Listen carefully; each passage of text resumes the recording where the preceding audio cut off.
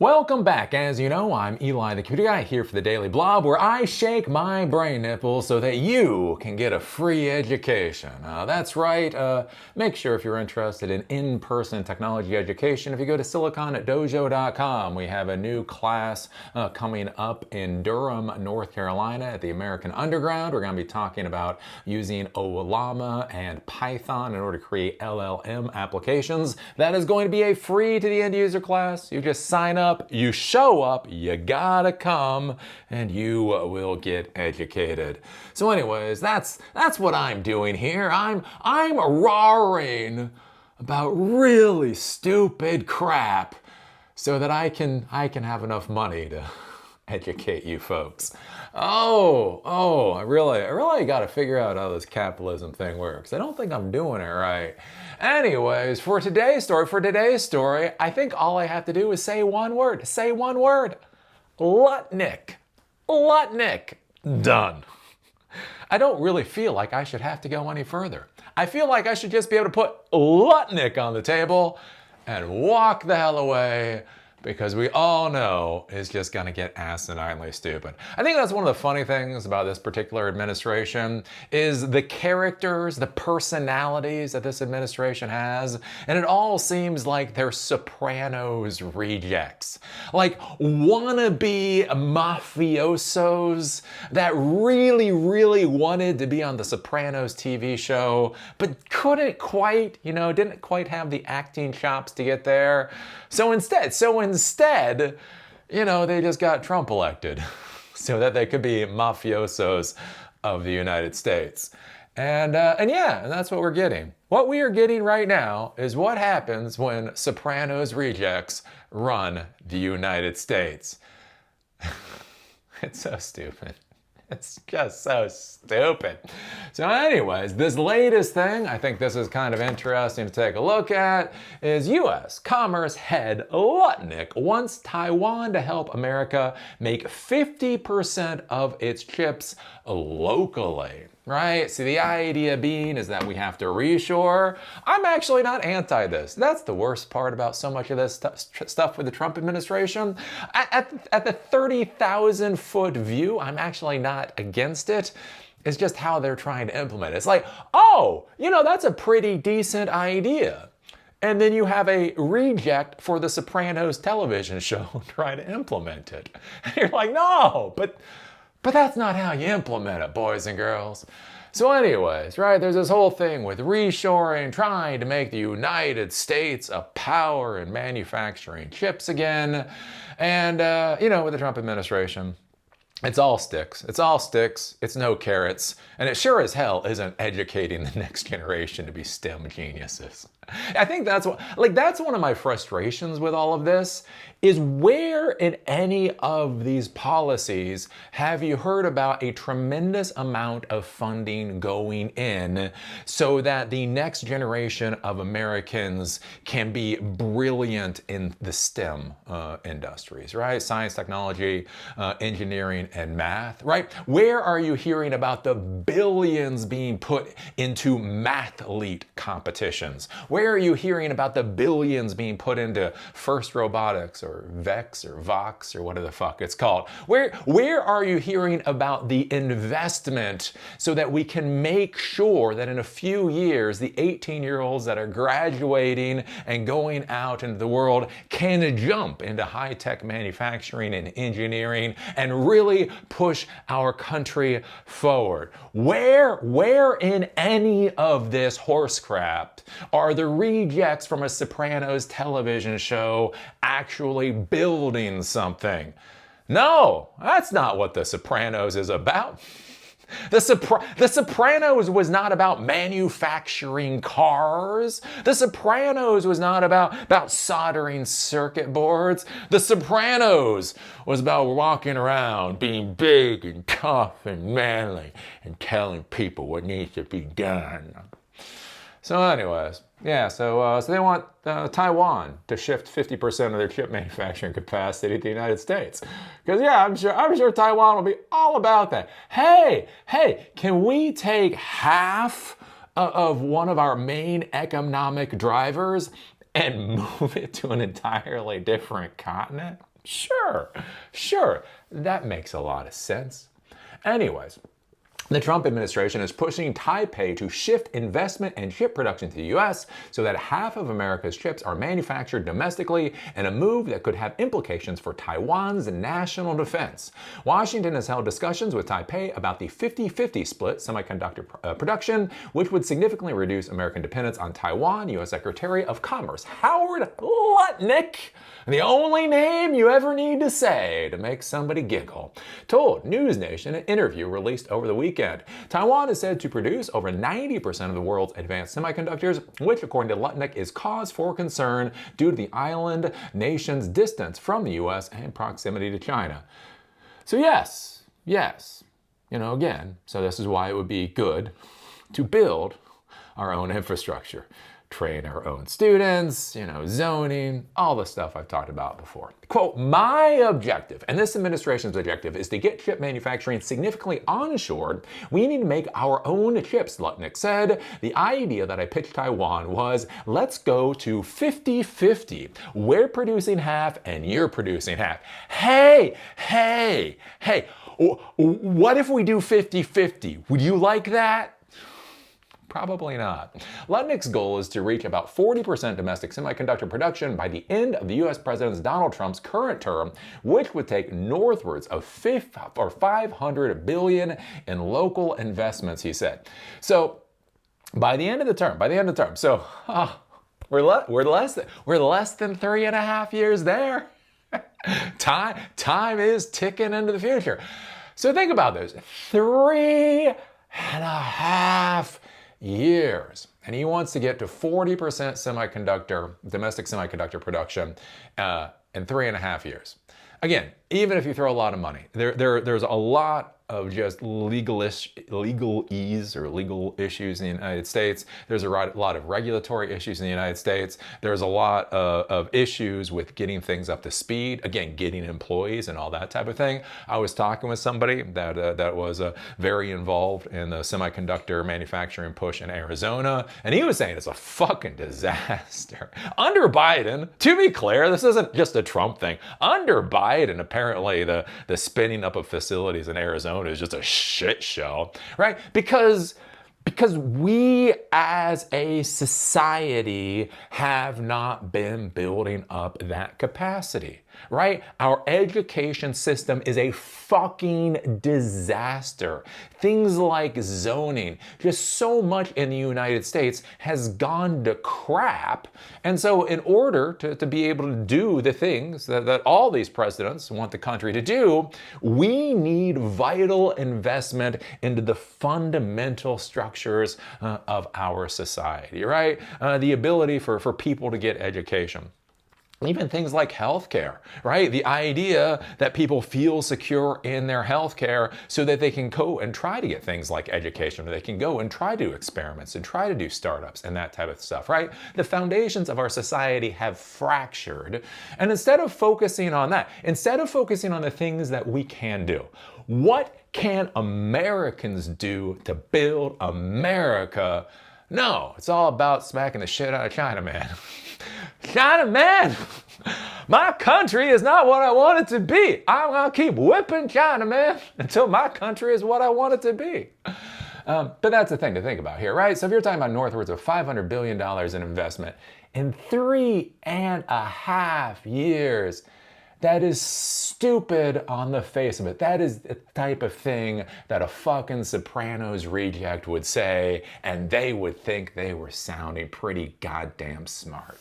Taiwan's critical position in global chips production is believed to have assured the island's nation's defense against direct military action from China, often referred to as Silicon Shield theory. However, in his News Nation interview, Lutnick downplayed the Silicon Shield and argued that Taiwan would be safer with more balanced chip production between the U.S. and Taiwan. There's another article out there that was talking about this where Lutnick was saying, well, we will create an agreement. Apparently, the idea is Trump will agree to more vociferously state that we will defend Taiwan if they move more of our chip production to the United States.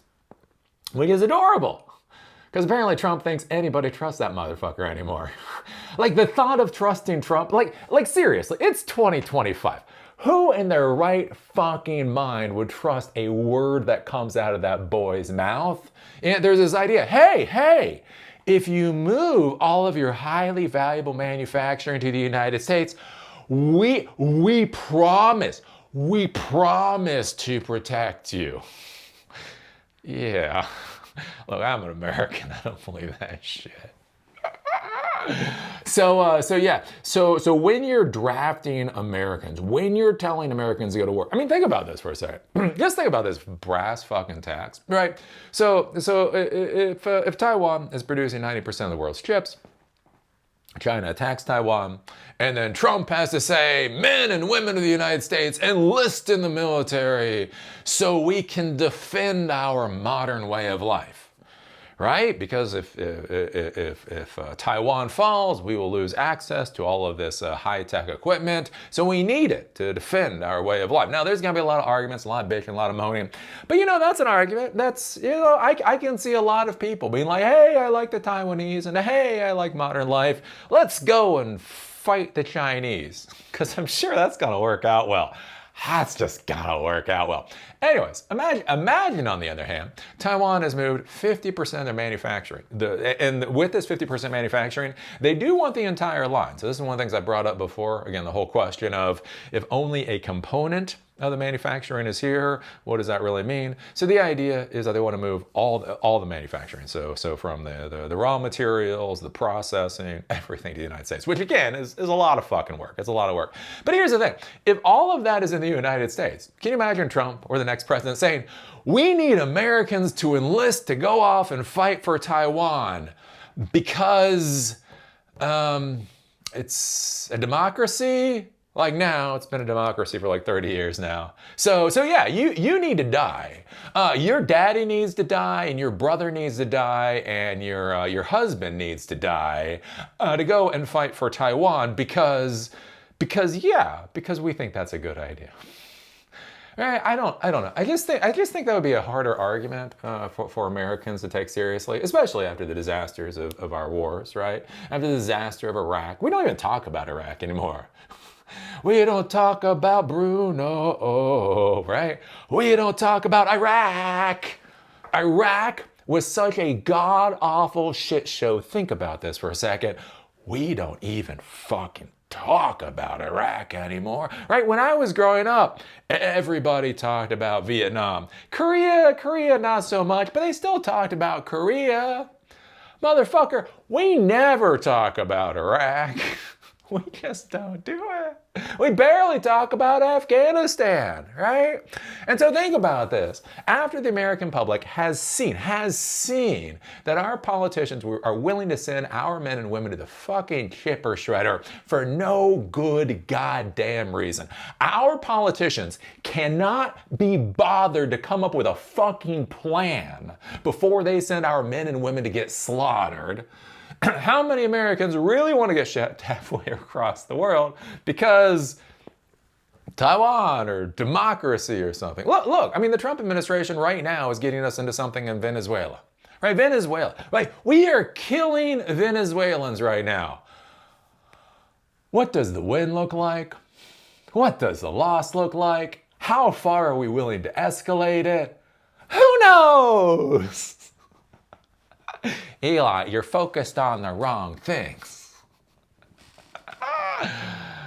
Anyway, so I don't know. If Taiwan shifts 50% of manufacturing, 50% of American manufacturing to the United States, I, as an American, do not see how this puts them into a better position. But apparently Lutnick thinks it does.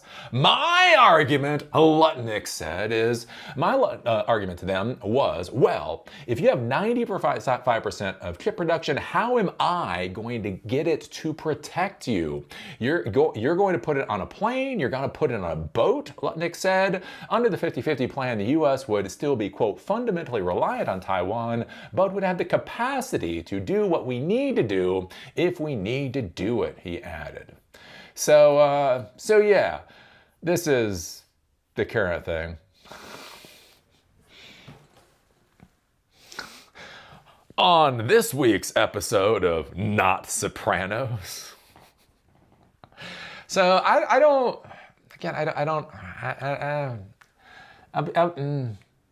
I'd be curious to see where this goes at the end of the day. There was another article talking about this with Jensen Huang. Jensen Huang was saying, right, even to do this, even if you're going to do this, it would be about a 20-year time frame, 10 to 20-year time frame.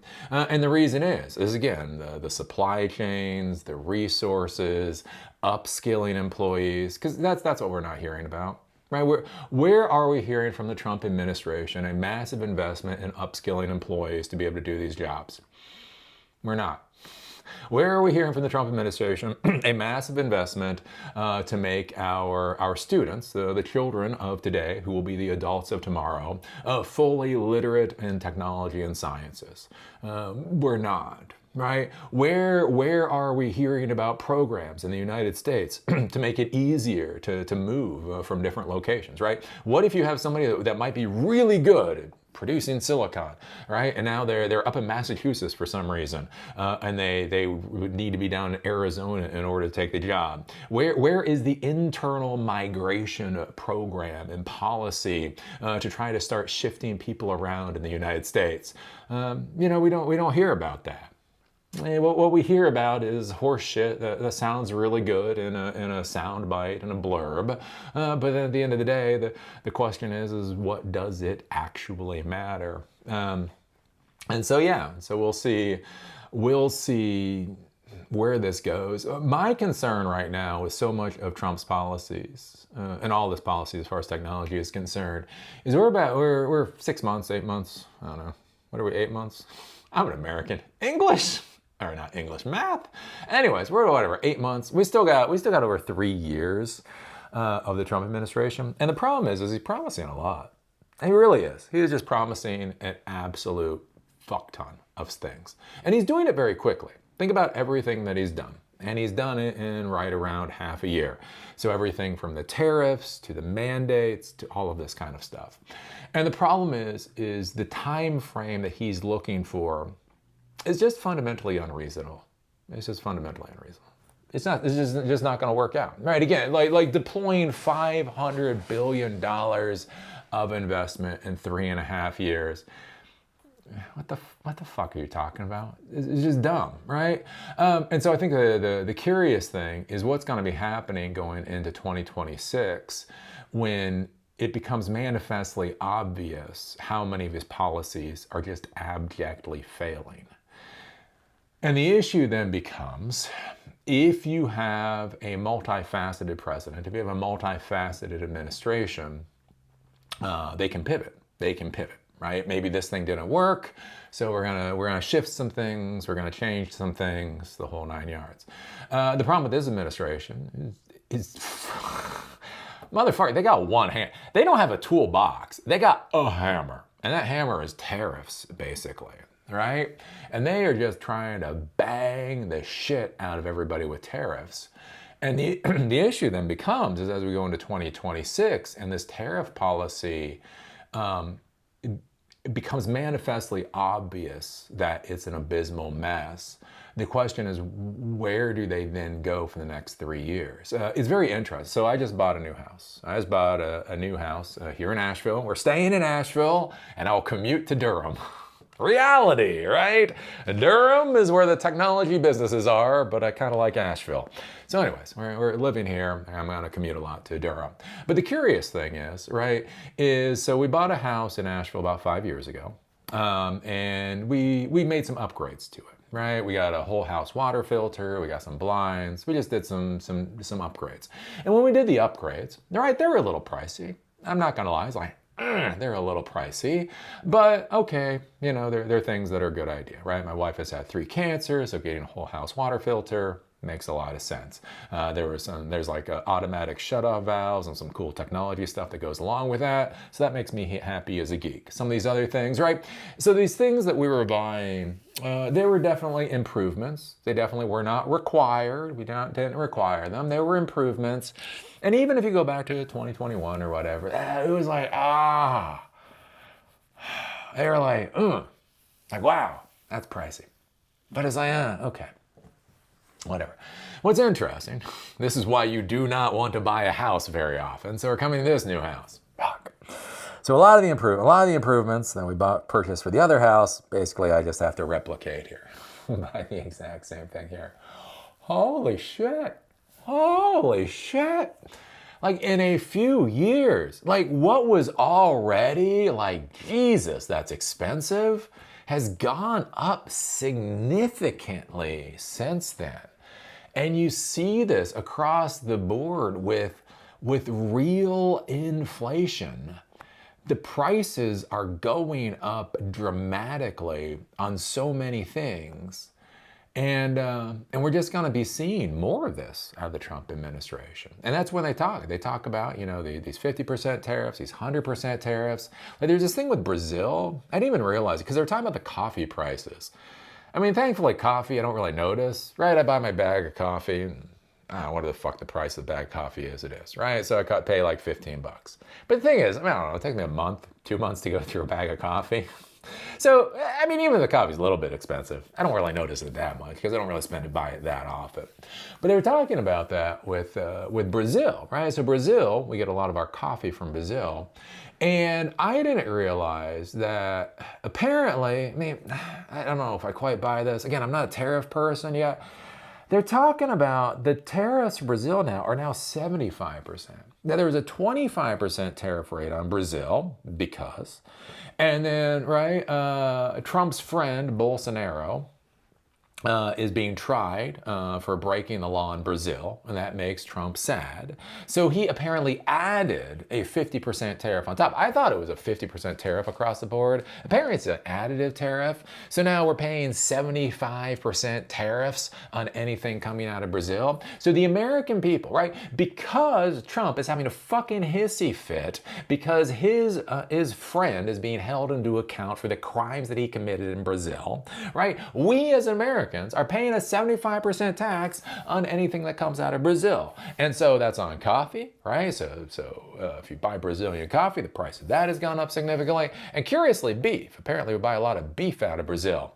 And the beef prices, I don't know, my wife's vegan, so I don't eat a lot of meat. I get a hamburger like once a month. So again, but apparently the beef prices are going up. But think about this, right? You know, one of the reasons people wanted Trump in office is inflation. Right? Biden's god-awful policies, right, massively increased inflation. And he just wouldn't hear it. It was like, inflation is fine, even though everybody's screaming. So Trump gets elected to deal with inflation. And what does he do? Massively increases taxes. And that, again, it's slowly hitting the American economy. And I can tell you, I'm feeling it. I mean, so many times right now, I am just like, what the fuck when I'm looking at prices? And so the curious thing here is what happens as we go into 2026. And basically, we see the disastrous ramifications of Trump's policies. In the past year, Trump has not been building. So we're not seeing the benefit. We are not seeing a resurgence in the education in America. We are not seeing a resurgence in the industrial capacity of America. All we're seeing is just the tremendous weight of tariff prices and everything else. And I do wonder what then the 3 years of the Trump administration is going to look like. I don't know. I'll be curious. And what happens when these countries just don't do it? What happens when the people that have committed, right? Because that's a big thing with the Trump administration. People commit and he says, I won. But there's no legal requirement that they do what they say, right? I've talked about this with Apple, right? Apple has committed to investing $600 billion in the United States for manufacturing. And fine, that is what it is. But the thing is, the cornerstone investment, to show you how serious they are, is a $2.5 billion investment into Corning glass. So Corning glass makes the glass on the phones. And that's fine. I mean, that's great. Like, there's nothing to snark about a $2.5 billion investment into a glass company. Hey, good. But when you look at the numbers, right, $600 billion has been promised 2.5 billion has been deployed. A fraction of 1% of the amount that's been promised has actually been deployed. And they pretend like that is proof of Apple's commitment in the United States. And so that's where I look at this. Even if Taiwan says yes, even if Taiwan says yes, do they have to follow through? Sure, we'll do it. And then again, where does that get us for the next administration? So anyways, I don't know. This stuff is continuing. It is going to be an idiocy for the tech world. I know a lot of people, Eli, why do you talk about politics? Because, you know, this stuff comes from around the world. I mean, the hardware that you deploy, the hardware that's required to use your apps, right? The world is not built with code, jackasses, right? My roof needs asphalt shingles, not fucking Node. And so when you look at this stuff, I think that's an important thing to be considering and to be thinking about, right, with your company and what's going to happen with your career going forward. So anyways, what do you think about this? What do you think about Lutnick wanting Taiwan to produce 50% of America's chips in the United States? Do you think it's smart for Taiwan to do that? If you were Taiwan, would you be like, what if we say we will and then don't? That's what I would do if I was Taiwanese. I don't know. What do you just think about all this Lutnick policy? What do you think about the rejects from a Soprano episode running this country? Put your thoughts down below. If you like these videos, give us a thumbs up. If you hate these videos, give us a thumbs down. Call me amazing, call me a moron, call me an amazing moron. Just do it down there in a comment section like a big Lutnick would. Woof woof. Do you remember SiliconDojo.com is out there? We are doing our first class again next week, actually. Ooh, I gotta get ready for that thing. We're gonna do AI and Olama and Python and all kinds of cool stuff. Become a member of Silicon Dojo, and if you can attend, if you can come in person, sign up for the class. And with that, see y'all later.